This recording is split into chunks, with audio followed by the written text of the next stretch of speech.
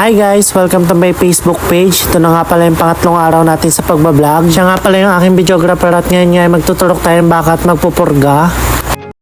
Hi guys, maaga na naman pala tayong umalis ng bahay dahil meron tayong tuturokan at pupurga yung mga baka. Medyo malayo nga pala yung tuturokan ko mga baka dahil nasa bukid pa nila. Sa part na to ay kumuha nga muna kami ng mga bayog na gagamitin namin sa paggawa ng ipitan. Tuwan-tuwa nga ako dito kay tatay dahil napakasipag niya. Gustong-gusto niya din kasi mapurga at maturokan yung kanyang mga baka dahil medyo mga payat. Buti na lang talaga at may bayog dito sa kanilang bukid namin gagamitin. Ngayon ko talaga nararamdaman na graduate na ako. Ang sarap lang sa feeling dahil mga taong nagtitiwala sa akin. Kaya naman lagi kong pagbubutihin ng aking ginagawa. Tuwan-tuwa nga pala ako dito sa aking videographer dahil kahit mainit ay masaya siya.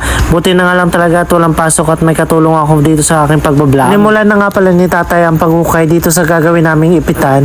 Buti na nga lang pala dumating yung mga tito ko na katulong namin sa pagpupurga at sa pagbabitamins ko ng mga bakan niya. Alam niyo ba guys, napakaganda talaga pag merong ipitan kapag nagpupurga tayo at nagtuturok ng mga baka. Matagal ko na din kasi na nagtuturok ng baka nung estudyante po ako hanggang ngayon ay maganda talaga na merong ganito. Kapag merong kasing ipitan na naiiwasan talaga yung pagkakaroon ng aksidente lalo na kung sila ay pinupurga at nagwawild. Nagtuturok nga pala ako ng vitamin sa isa intramuscular ko ito nilalagay at dapat lagi ka mabilis dahil pagkatapos ito ay nabibigla sila. Pagkatapos ko nga pala siyang turokan ng vitamin sa pinurga ko na din siya dahil medyo payat.